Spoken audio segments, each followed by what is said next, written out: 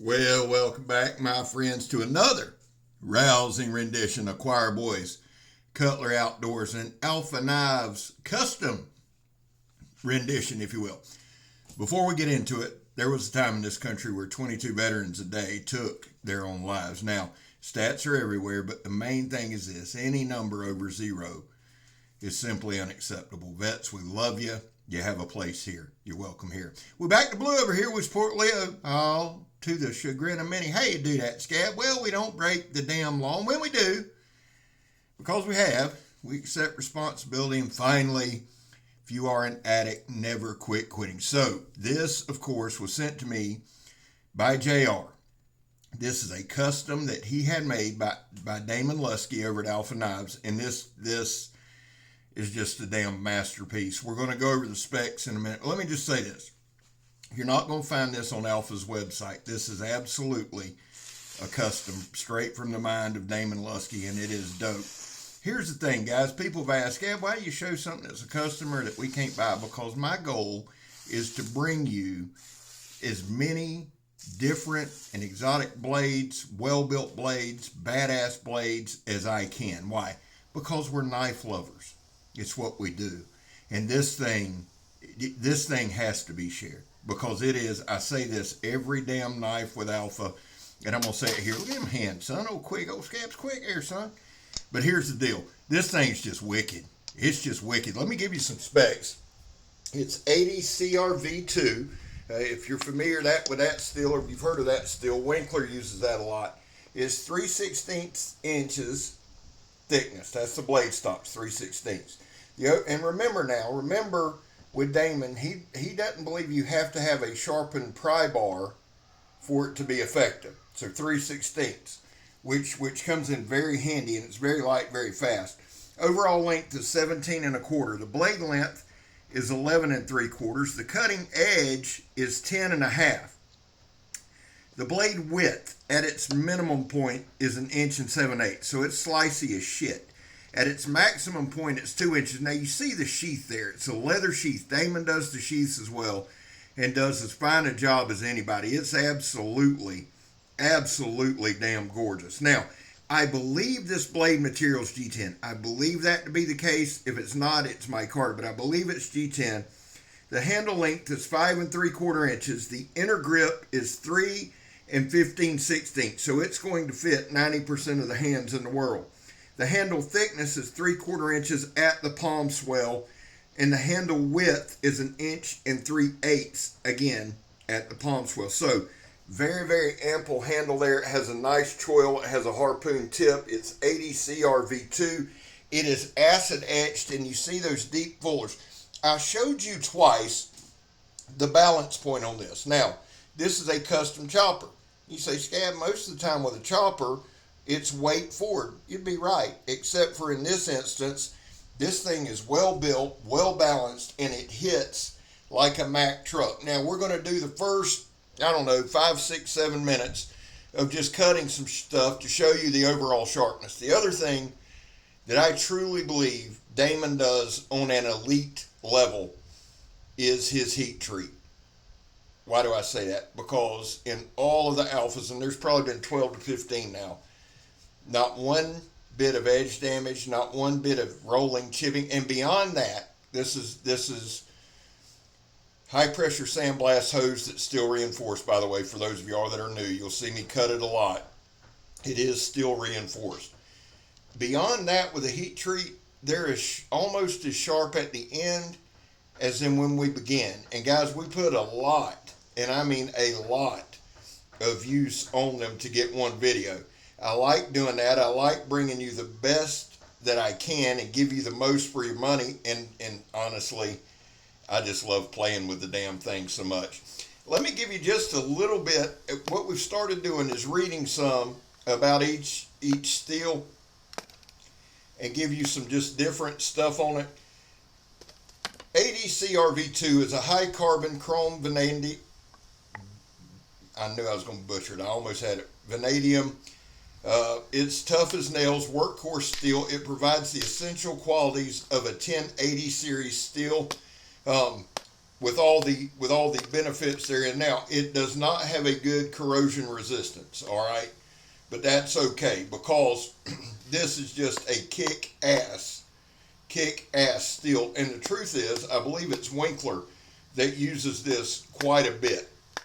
I absolutely love 80CRV2. Very, very good steel. Now, the other part of this knife that I got to pull out, at the palm, or at the pommel, this is a brass pommel on this handle, and you've seen it. I was pointing it out at the beginning. You see we split that wood there.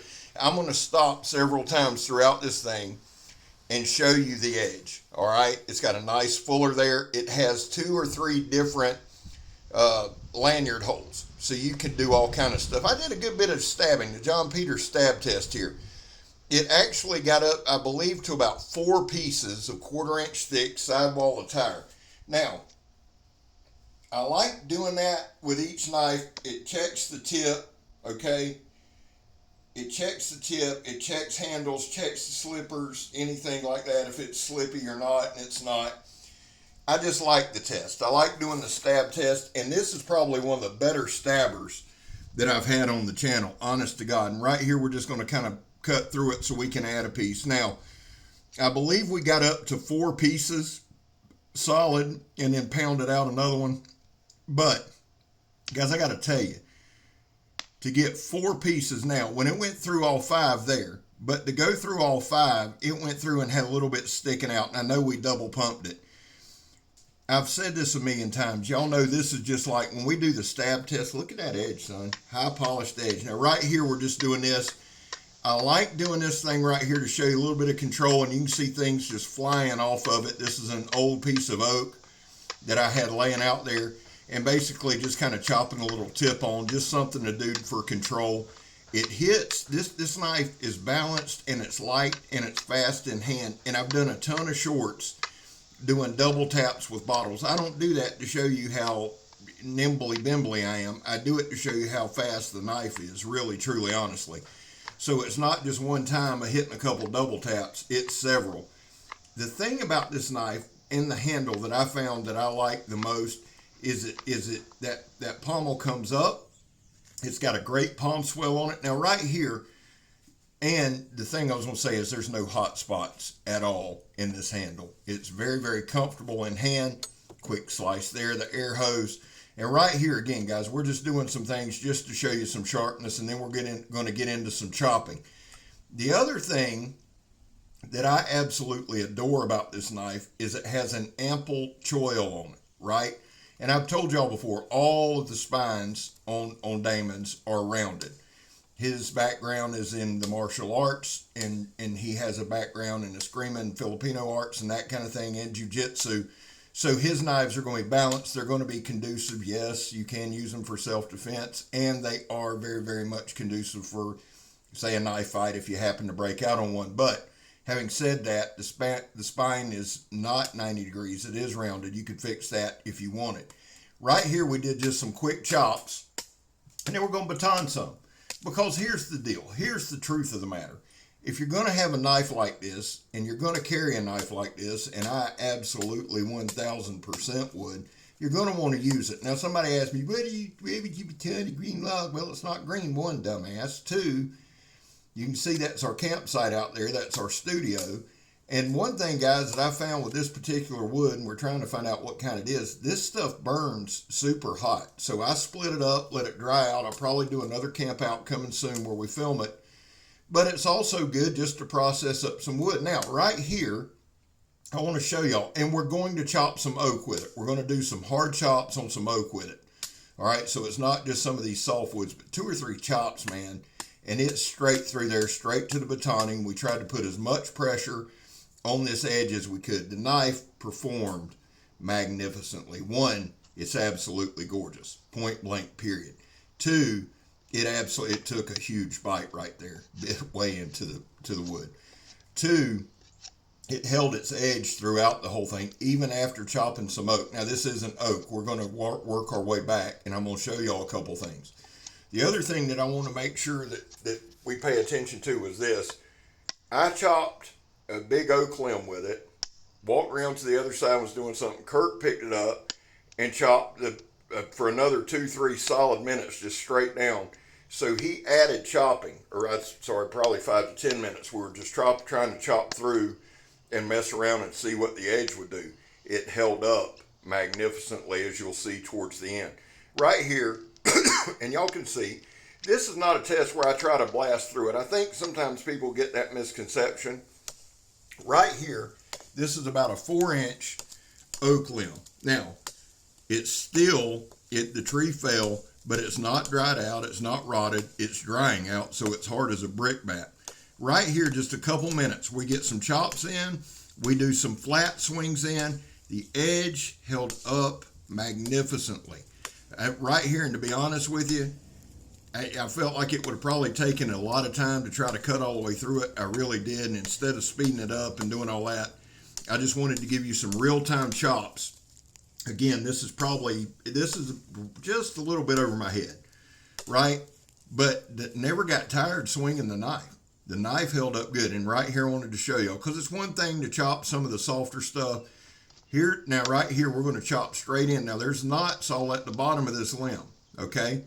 Couple of good hard whacks, and it's got that really good recurve, so it wraps when it hits, no problem whatsoever. And like I said, for about 10 minutes before I did this, Kirk chopped on the other side of this limb. So there is a lot of edge wear on this thing. Super impressed with it, man. We cut paper at the end, and y'all see what I mean. Let me do this, guys, before we get towards the end. My shout outs: Donnie B all day, my brother from another mother. He's on the move, he's on the march, he's growing. Go check him out. Joe, Steel Forged and Fire, Sword and Knife, another brother. Awesome channel, Steel Forged and Fire, Sword and Knife. And of course, Grugsy over at Legion Tactical, awesome dude.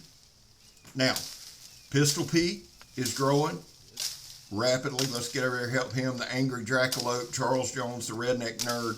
And guys, I want to shout out again, Big Bore Knife and Gear, Scott Williams over at Big Bore Knife and Gear, awesome dude. Now right here, guys, we're just flat out just whacking an oak limb. That's what we're doing, trying to process up some of this stuff. What I'm trying to do as I'm out there, guys, is make each time not just a knife review, but cut some stuff up, clean some stuff up, and go to work. Now watch here. I came straight from Kirk's, walked in the house. Now this is one of those, this is that thin-ass magazine paper. I hadn't stropped anything. Look at the edge on that. And yes, it's a little ragged, but guys, think about everything we've cut, everything we've chopped, everything we've beat on, a lot of steel reinforced stuff. And then right here on the printer paper, son, like it was a razor. Super impressed. Damon, brother, you killed it. JR, you got you something here, brother. I'm Scab. You're not. I love y'all. I'm gone, son.